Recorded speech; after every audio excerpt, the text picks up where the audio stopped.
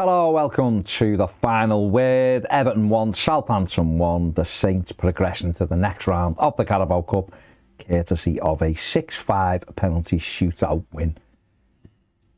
Another defeat, Jack.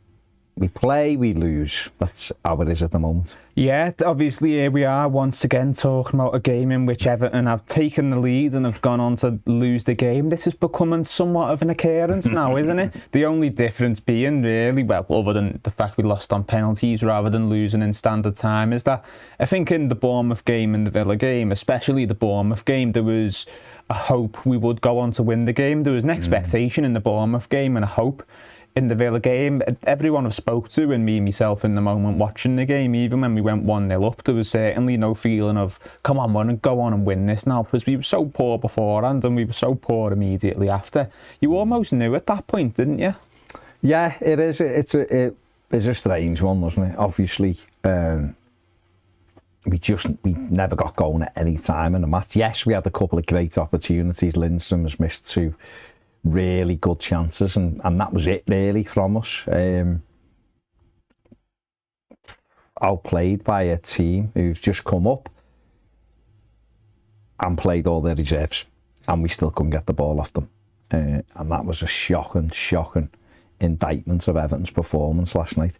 The manager made changes. João Virginia came in, Roman Dixon coming at right back. We had Dwight McNeil at left back.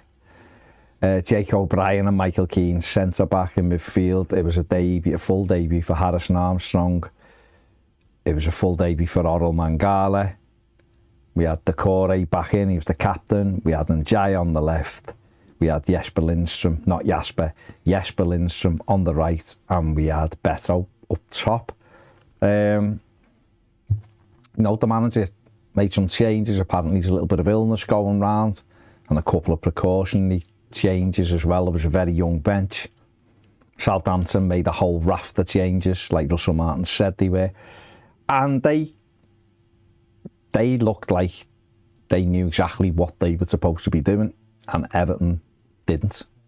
Yeah, I mean, Southampton as a club under Russell Martin have a style of play, don't they? He's obviously embedded into the squad, and look, Southampton haven't started particularly well either, and in terms of the player quality they had on the pitch wasn't great either. So I'm not sitting here saying, oh, I want us to be Southampton. No, not at all. But I think it just shows the difference between having a distinct style and just sort of existing and coaching on ideas and cliches, and I think that's shown in the possession side of things as well. And look, I'm not one to care about the possession number. As you know, I'll often say it's what you do with the ball is far more important than how much you have it. But even if you forget about the number for a moment and you just watch the game last night, we were incredibly poor on the ball. There was no planning. We did manage to get through a couple of times, and had Lindstrom taken either of those chances and we went on to win the game, maybe we would look back on it a little bit more favourably. But for me, we were just so poor on the ball. Very little plan, very little structure in the midfield. It was worrying, to be honest, that I get they're a possession-based team under Russell Martin and that's how he wants to play, but for them to play their second team, and I know we went a bit weak as well, obviously, with the injuries and the illness coming in, but to not be able to get a hold of the game at home against Southampton's second team, it's worrying, really. Yeah. No, you're right. Listen, possession for the sake of possession's neither here nor there, and I'm definitely not advocating ticky-tacky football. That's what I want and all that, because I don't. I like a bit of a hybrid system of it, but I just thought they looked really well coached, because they did make a raft of changes and still look like a football team. Where I don't know, I've said it a few times, I don't know what our plan is, what our style is, what we're trying to do. It just looks disjointed every time we go onto the pitch. And we allowed them to dominate the ball. Okay, they've ended up with 74% possession as a scratch. A promoted team playing their reserve side has still took 74% of the ball at home against us in a cup tie at Goodison Park, and that to me is unacceptable. It's unacceptable, and it's unacceptable because we keep giving the opposition all the ball and then hoping that we're perfect and don't concede, and we're far from perfect. We can't keep clean sheets.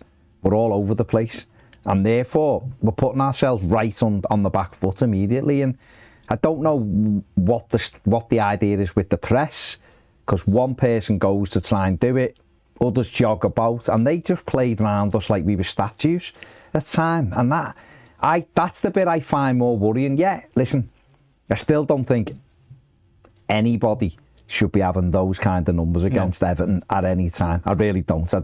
We aren't Burnley. Our MO, listen, some fans might be okay with an MO of 17th. I'm not. But I also don't need Everton to have 65% of the ball either. That's all, do you know what I mean? But being passed through at will by a team that isn't even their first team, and they're a newly promoted side, and they haven't spent 200 million in the summer, they're worrying signs for me. And okay, they didn't do much with it, but they did dominate the ball. I mean, the overall pass count, Everton had 208 passes, and Taylor Howard Bellis had 150 on his own. And that, to me, highlights what's going on right now. It's just not good enough right now. Yeah, and there are a lot of teams out there who don't necessarily base their game plan around having the ball all that much, and they can control the game even if they do have less possession. But you look at those teams, what those teams are good at and what those teams do. They're often very solid at the back. They're great at defending set pieces. They're good at winning the ball back, and when they do win it back, they're up the pitch like lightning. They've got pace in the wide areas, and they've got attacking players that take their chances. And like I've said, if Lindstrom takes that chance, maybe everyone's going, well, see, the possession doesn't matter. We've won the game, and he should have taken that chance. It was an absolute sitter. But what you've got to do as the players and as the manager, if you've gone through that situation, you've made the chance that should have been the difference maker and should have put you 2-0 up, but you haven't taken it. You can't just rest on the fact of, oh, well, he should have scored it, so the plan's worked. You react to it and you change your style, and you change your style to make more chances. It doesn't matter if he should have took the chance or not. He hasn't. So you change your style to create more chances and more opportunities. You change your style to go in line with the substitutions you've made if for whatever reason you have to take your striker off and then you don't have a natural striker on the pitch, but you keep going long. But we can get into that in a minute. We will get into that in a minute. Yeah, I thought they settled into their game immediately. I thought we were a bit more hit and hope. Thought Beto, for all of his the things that people criticise him for, he does make the centre-backs know that they're in a bit of a struggle. And, you know, he's held every time. I don't know why referees allow it, because he's big. They allow him to be grappled with, you know what I mean? And listen, he had the shot early on, he done well, good bit of strength, drove a shot in, McCarthy made a good save. We had a couple of moments where Njai went on a couple of runs but couldn't quite get the final bit to it. McNeil had the one, we couldn't quite get the final shot away. And there was just those little pockets, but the midfield three didn't really work for me. Harrison Armstrong, not criticising him, he's a 17-year-old kid. Just couldn't get into the game for whatever reason. I thought Uga Chukwu in midfield for Southampton was very good. Lallana was just popping things off all over the place. But Mangala, it was a little bit of a disappointment to me. Just couldn't seem to get up to the pace of the game, and I was a bit disappointed with him. Yeah, he didn't really look in the game, did he, Mangala? And you're right, neither did Harrison Armstrong, but he's 17 years old. Yeah. He's not really ready for this level, and he'd probably admit that himself. But obviously, he took the opportunity, he's got into it. If the club wasn't in this situation, he wouldn't have to play, he wouldn't have to be around the team, because we wouldn't have to necessarily rely on him to have as a body around the squad. But Mangala did leave me wanting. I think he struggled with his positional sense.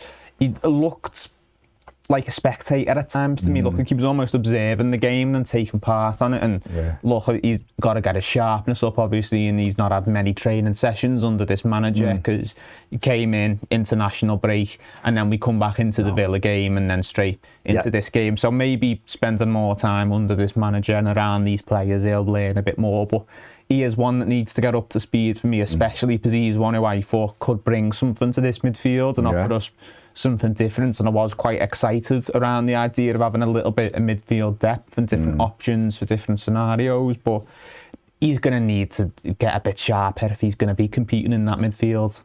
We've definitely got to learn how to have the ball a bit more, though, haven't we? And that comes from the coaching staff, not necessarily the player. I think the players can definitely play. with the ball. Said it before, I think they're being underused. But we, again, just to reiterate, I just don't think we can let those teams, or any team really, have so much of the ball, because it just puts, I just find that kind of football now, for want of a better phrase, going out of fashion. I just feel like you're putting, to me, like looking at it basically, you're putting yourself under so much pressure to be perfect.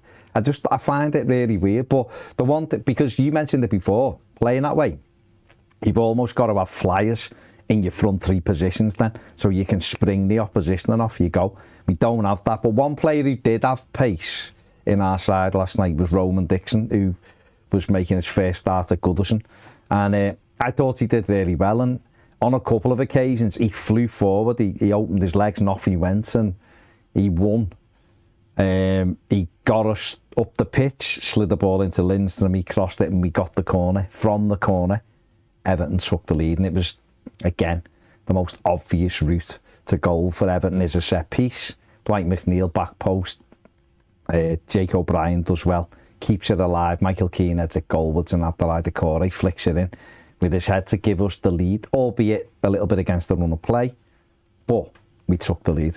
Yeah, and I think Doucouré takes the goal well. Say whatever you want about him, he is a decent finisher. And the fella who sets him up, decent finisher as well, Michael Keane. Whether he was going for goal or not, I think if that was an attempt at goal, it was quite a weak header. But if he was trying to set Doucouré up, yeah, lovely header. Just putting it back in the mix, I'll give him the benefit of the doubt and say got an assist. He meant it. Yeah, and didn't expect us to take the lead, I've got to be honest, because like you say, we hadn't had the ball, but it was a decent start to the game. And like you say, Roman Dixon didn't have the most complete game for me. Did struggle a bit defensively at times. Once again, he's a kid, we shouldn't really be relying on him, but nevertheless we neglected by a right back. In some eps we are relying on two that are very injury prone and one that is cover for about 12 different positions. So obviously Dixon has had to come into the team, and his pace is a useful weapon for us because we don't have another fast player in the team, do you mean? Actually seeing him fly up that right-hand side for the corner I was a little bit taken aback by that, because we've not seen a full-back for Everton do that for, like, we've coming up to a couple of years now, have we?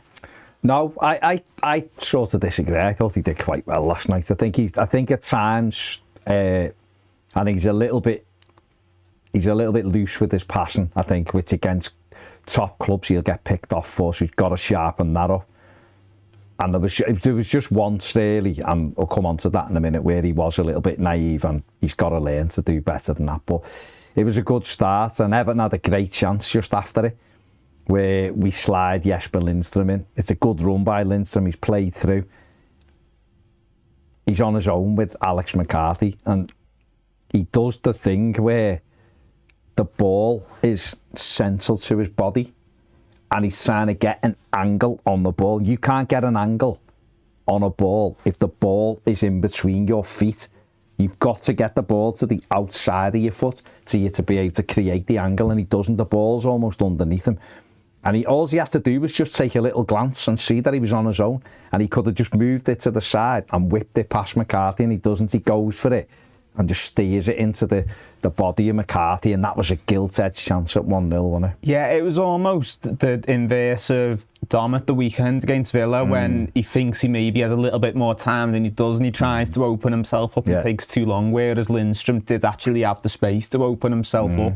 If he had turned as well, he might have seen Njai making a late run into the box. Whether he was close enough or not, I don't know, maybe the defence would have caught up by then, but he would have had the option if he weren't feeling confident about taking the shot. But that for me was the big one. I know we had another one in the second half as well, and I thought the keeper made a good save for that, but that for me was a chance he really should be taking. And look, we still haven't seen a lot of Lindstrom, and he's had moments in games where he shows his technical ability, but he leaves me wanting sometimes when I don't think he necessarily strikes with much conviction. In terms of, he had a corner in the second half which he barely got off the floor, and he's certainly good with the ball at his feet because he's a little bit tricky and he can turn well.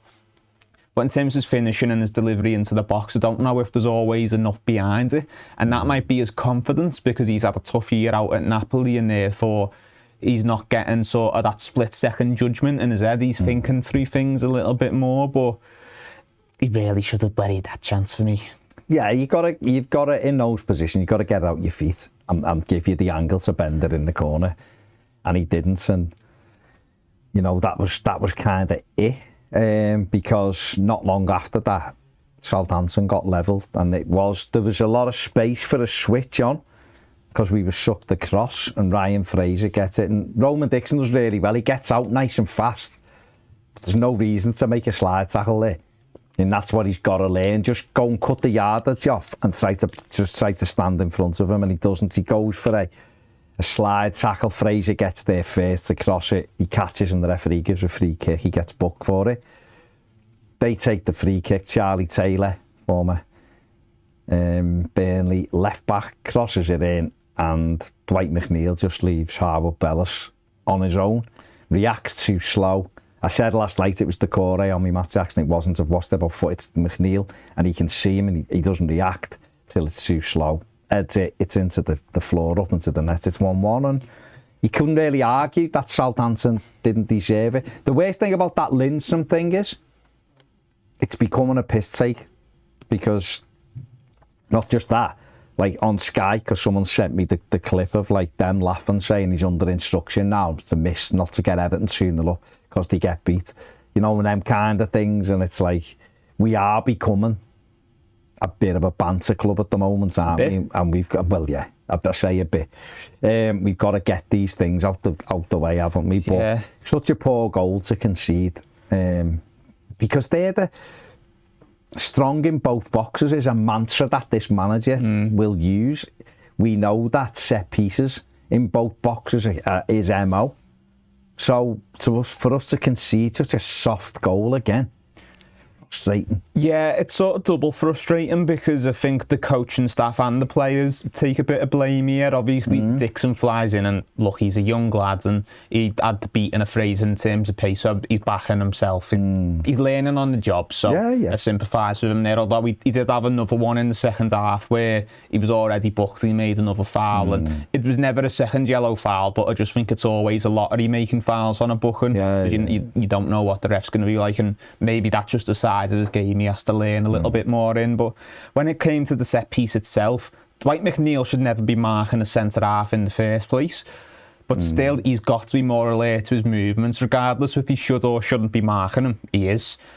And you could see it almost happen in slow motion. You just see him slip away from Dwight slowly in the background, and he's none the wiser to it. Well, he obviously rises up and meets it, and they've scored. And again, it's one of those things that as a team we're told we're so good at, and we're meant to be great at. We're defensively strong, and we're great at set pieces. Another thing that teams who don't necessarily always have the ball are good at, not conceding set pieces, not giving silly goals away, and it will take something special to beat them because they're so good at the back. That's another area, and even if we are going to continue going down this route and this way of playing that we're failing in, because that's a key principle of that style of football, and it's meant to be something we're good at. We've got the personnel to be able to do it. We've got big defenders, big centre-backs. It's not that we've got all these attacking players that we need to leave up the other end of the pitch. We don't have many attackers, so we can bring everyone back if we need to and not leave the space. I don't know why. We bring everyone back. We don't even leave anyone on the halfway line, which is, again, it's a bit mad for me, that force them back. You go one on the halfway line, they need to leave two. If you put two on the halfway line, they need to leave three back. Gives you the numerical advantage. There was nothing clever about Southampton's free kick, by the way. No, Charlie Taylor just crossed it and the lad headed it in. That was it. And he'd already had one a bit early. It wasn't a set piece, but a cross in. And Armstrong, or was it just after it? Might have even been just after it, sorry. Armstrong misses the header on the near post, and Aribo heads it over. And it's like, oh no, this one flashed across, then Joe Aribo after that, when it was 1-1, misses one in the 6-yard box where he should do much better with. The warnings were there for us. If they would have been of a better level, they would have just put us to bed. And we have got to, we're conceding, like on Saturday, you know, ball into the back post, goal. Bournemouth, 2 balls to the back post, goal. These are things that under this manager, we shouldn't be conceding, no matter who's playing. Dwight McNeil's experienced. He's been playing the Premier League for a good number of years now. You know if you're in the box, doesn't matter. Even if Michalenko's there, if you got someone by you of the opposition, you have to stop him getting a clean head. He jumps behind him. In fact, when they finish up, I did have to still run, but when he finishes up, McNeil's behind him here. So the goal's here. McNeil starts here and ends up here. And Bellis Harwood just entered into the floor because he jumps like that as Bellis Harwood's attacking it. It's weak, too isn't it? soft. It is, it's weak, and it goes against everything we're told we're meant to be doing under this manager. And, you know, maybe we'd be able to excuse some of the faults under the current setup if we were at least doing everything we're meant to be doing for this style of football. There'd still be complaints, obviously, but maybe, you know, if we were winning games 1-0 and not having a lot of the ball, at least we would go, yeah, you know what, at least we're solid. At least no one's coming and taking the mick out of us, and we're not conceding silly amateurish goals because we're not just performing basic functions of defending set pieces. It's mad. Men in at half time, 1-1. Come out for the second half, hoping for a little bit more. We had that one other opportunity. Lindstrom crossed it in and Michael Keane headed it wide. A little bit on. It was a good ball actually by Lindstrom. In fact, if Keane leaves it, Jake O'Brien's behind him. But Keane goes for it. He's got to attack the ball and he heads it comfortably wide. Come out for the second half. And it was just more of the same. They'd made a change. They took Lallana off. They put Fernandes on, who I said to you before, he could have been wearing an Everton shirt because he loved passing the ball back.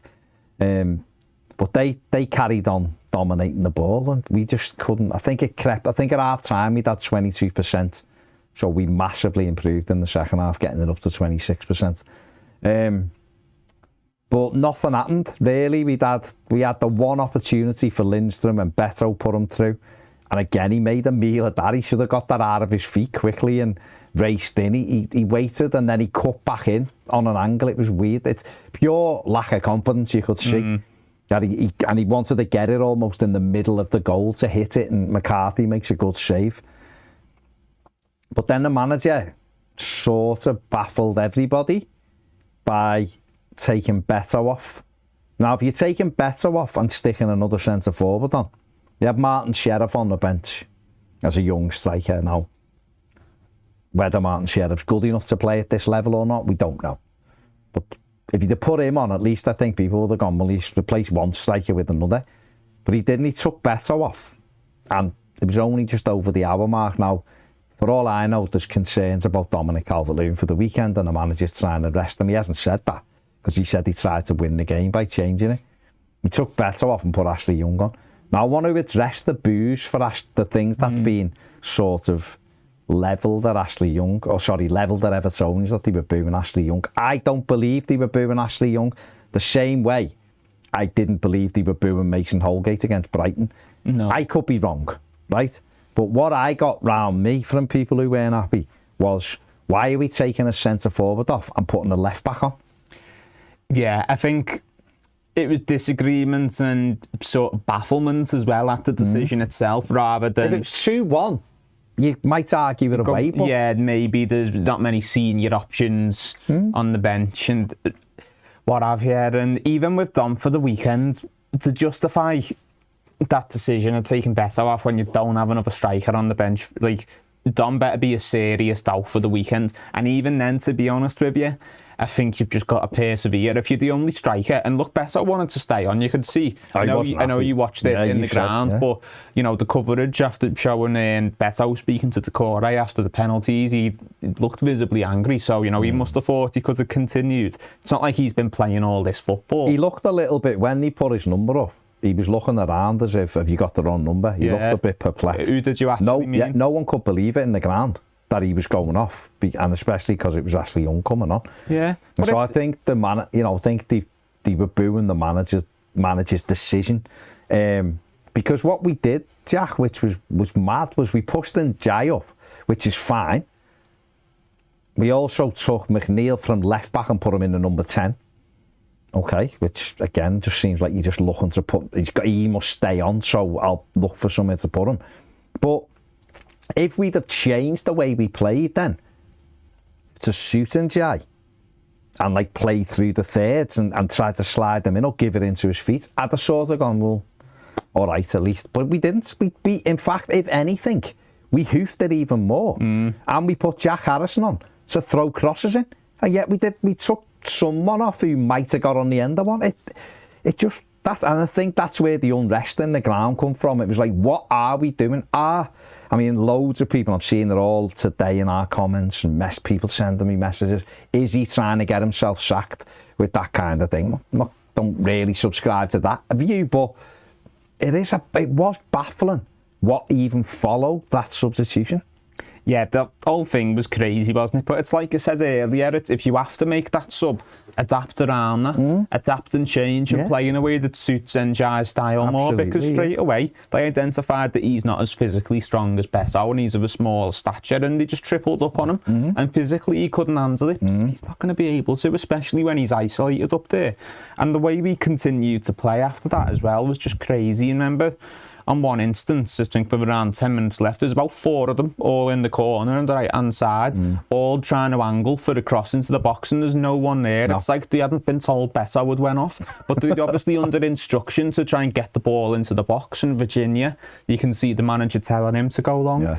It made no sense. It made no sense at all, and I felt bad for Ashley Young, to be honest, because obviously the boos aren't for him, it's for the substitution, but you're still putting him in that situation where he's almost a subject of it and his name's associated with it. And, you know, coming on, it's never nice for any footballer if there's boos when you come on, even if they're not directly for you. So, yeah, the whole thing I thought was a mess, and Beto could have continued. He's not played much football. It's not like he had to do loads of running last night. He obviously thought he could continue, so it just made zero sense. And obviously Ashley Young coming on almost got himself injured early on. And then I thought Southampton were very, very unlucky not to be awarded the penalty. Everton were very fortunate. Ashley Young was very fortunate. With 88th minute, he done what Ashley Young does sometimes, which is just dangle the leg out in the box, and he caught the lad. The referee gave a corner. I honestly held my breath. I thought it's a penalty.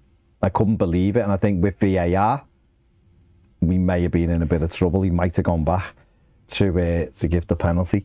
The same way as maybe with VAR and Jai, who scored a goal, in the ground I thought he was offside when he went through and put it, and McCarthy had stopped, hadn't he? Yeah. He put it in, but we'll see. But I did think Ashley Young and Everton were very fortunate. Definitely.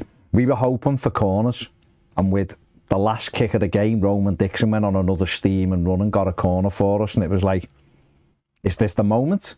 Are we going to just come up with something against all odds and nick it with the last thing of the game? But I think that was the one with Irabuna headed it over. Yeah. Without any real conviction. And that was it, and it was penalties. And just like when we played them a few years ago in a penalty shootout at Goodison, they were victorious. I mean, the first 5 each were good penalties.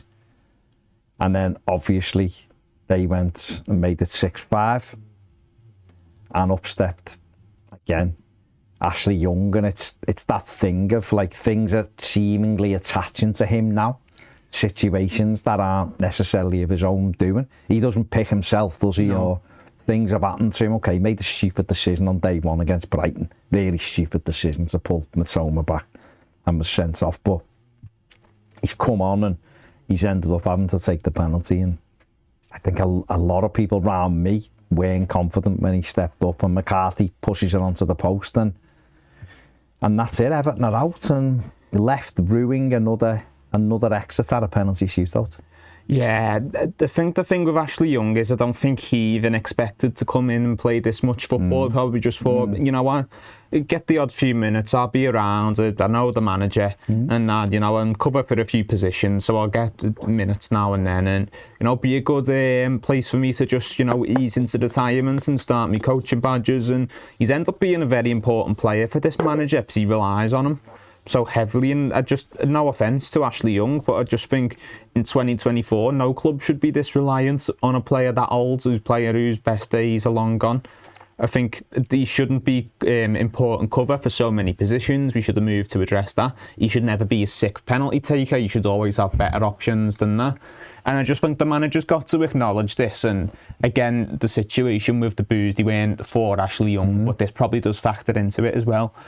Look on how much you use him. Even if you want to use him, even if for you he is somewhat important, what light does that paint you in? Are you almost setting yourself up for defeat in the fans' eyes before a ball's even been kicked? Because there's a bit of deflation amongst the fan base before he's even got onto the pitch. And we've said that about Michael Keane as well, and that's another one he's got to consider, especially if Branthwaite isn't going to be back at the weekend. But in just a bit of credit to Michael Keane for once, actually, he's obviously had his critics, myself included, and I think he's fully deserved all of that. But to still be able to go up and take the first penalty, I think was showing a little bit of character, and he did take a good pen. I don't think anyone would criticise him. That's the best box for him. He's ended up with an assist and a great penalty. No, but do you know what I mean? No, he's obviously... He's a good pen. He strikes a ball tremendously well, Michael Keane. He really does. And again, He best finisher at the club. Well, he is. He's comfortably, though, by some distance as well. I'd rather him running through with a goalie every day of the week at the moment than any of our strikers. I'd back him more than them. I think the thing with Michael Keane is, he doesn't pick himself, the lad, and I think he's undoubtedly a better defender than we've seen. Because I just think I think it's that thing with him at our club now where too much water's gone under the bridge. Definitely. So it's like we're seeing it with Ashley Young, aren't we, right now? Is that things are attaching themselves to him, things start going wrong and things start happening, and Michael's been unfortunate with that. And I think, you know, he did show good character taking the first penalty. It was a great penalty, never any doubt. And unfortunately, we've gone out and we shouldn't be, with all due respect to Ashley Young, Everton Football Club shouldn't be looking to a player who is 40 soon to be playing in their first team. It doesn't matter how fit he is, he should be if he's part of our squad, which is fine, because he's a utility player, he should be the experienced figure to close a game down for 15 minutes near the end, go and use your head, be calm and cool about it, and this, that and the other. But then again, he did make a rash decision, which could have been a penalty. So out we go. Second year on the run, we've gone out at home on penalties, but it is another defeat this season. You know, lost every game in the Premier League, out of the cup. We're in a hole. Don't think anyone looks confident at the moment. Don't think the manager looks confident. I don't think the players look confident. And they're going to have to roll the sleeves up, because a defeat on Saturday, we're getting into dangerous territory then. We're getting into that territory where all of a sudden you're starting to be cut adrift. And it's like we need 2 wins to get ourselves out of this. And then 2 wins become harder as the weeks go by. So we've somehow got to come together. One person I think has to start for Everton on Saturday is Roman Dixon. I know you might think slightly differently. I gave him man of the match last night because I don't think anybody stood out at all for Everton last night. I don't think we didn't have enough of the ball to stand out. Exactly.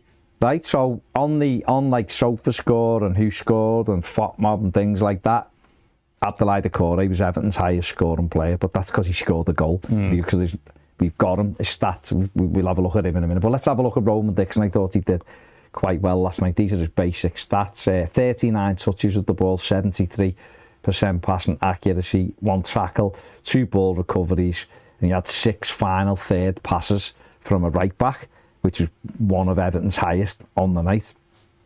You can see him down that right-hand side there. More so defensive areas where the Reds are, but he did get high. And I think when he shows that going through, I think and again, this isn't necessarily like sort of like a criticism of the manager, because he is what he is. He just is what he is. The same as Pep Guardiola ain't playing long ball 4-5-1 anytime soon. Dyche ain't playing 900 passes anytime soon. But I think if Roman Dixon played for a manager who was attack-minded, I think he'd spend most of his time definitely flying into the opponent's final third. And I think for us right now, because we are a team devoid of all pace, and particularly because I don't think Patterson is going to be ready for this weekend. He may well be in the 20, but I don't think he's ready. Seamus, I believe, is a flip of a coin. I don't see any value in playing Ashley Young at right back in this game, because if you're Leicester City at the weekend, this is the game you want. A team that loses every game at the moment with no confidence at home when you need a victory to kickstart your season, you want Everton. So I would play Roman Dixon at the weekend, simply because he played him at Spurs against a much better side. I don't think he was at fault for any of the goals particularly. No. And I think he does give us an outball. Yeah. And therefore, he's a little bit X-factor, which we don't have. Yeah, I mean, on the face of it, he is a somewhat basic player. He's a right back with a bit of pace who wants to get forward. But to us, that's quite exotic, isn't it? That's, we don't have anyone else like that. So he does have to be factored in. And then especially when it becomes a choice between him and Ashley Young. And with, you know, Ashley Young, even if he is available, you just can't be relying on him because the message it sends and what it says to the fan base. I think he probably does have to start at the weekend. I think we've got to be patient with him as a player. Obviously, well, Patterson will be back soon, so will Coleman. I just think while he is in the team, Dixon, you know, he might have a mistake in him. He's young and he's learning on the job, and he should be with the under-21s, just playing consistent football under one manager, or he's out on loan playing senior football and learning that side of it. But he's talented. We'll just have to be patient if he does play in these games and understand it. He shouldn't really have to play, but he's in, and hopefully he will give us something. Hopefully we'll see that pace up the right-hand side. I'd play him. Another player who I thought did okay last night was Jake O'Brien. We've not seen much of him, of course. Made his Premier League debut, didn't he, on Saturday when he come on off Villa. I thought he'd done all right last night. 44 touches of the ball, 94% passing accuracy. He won 100% of his tackles, 4 clearances. He won 2 out of 5 duels. The mad thing about Jake O'Brien last night, he didn't win a single header from his 3 aerial duels. And for a defender at 6'6", that's not great. I think it's his timing. Yeah. And I think that might just simply be he's not played enough games and he's just slightly off. And he's a bit rusty because Adam Armstrong beat him once, but Adam Armstrong beat Michael Keane twice in the air, and Adam Armstrong is tiny. Yeah. And Michael Keane and Jake O'Brien are big. So that was just a little bit of I read it and was like, what's going on there? How come he's not won? You know, how come he's not won an aerial duel, which is a little bit mad. Ned, where's the Core stats? They're not in the drive. They are, yeah, they're in the drive. I just thought it was that was a bit of a mad one, but I think that might be a timing issue with simply not playing. And I'd like, you know, I think I've seen enough of him to know that he is decent in the air. Yeah. But he's got to get that sorted. Abdoulaye Doucouré was Everton's captain. He's been out the side. He come back in and scored last night. These are his numbers. 36 touches of the ball, 92% passing accuracy. Had 3 shots, scored 1 goal and created 1 big chance. But what was weird about it was he just wasn't really in the game. Do you know what I mean? But I think you said, you've just hit the nail on the head. We didn't really have the ball enough to be able to identify who had a grip of the game. Because in Jai, I was thinking he's doing all right, and I've looked at his numbers and they're just like, they're okay. But again, not enough in the game, you know what I mean? Yeah, well, for players to get these ratings, obviously on apps like SofaScore and that, they have to perform actions in the game. And really, in terms of recordable actions, Doucouré was one of the only ones, because he scored the goal. The rest we just didn't have the ball. And not even just talking goals and assists, though. We didn't have enough of the ball to, you know, completed take-ons, completed passes into the box. But that's Doucouré done what? The biggest thing he has, isn't it? The biggest thing he has is he can come up with a goal every now and again, can't he? And that's what he did. Would have been a decent penalty taker. Do you think? I think he's a decent finisher. Oh, I don't know.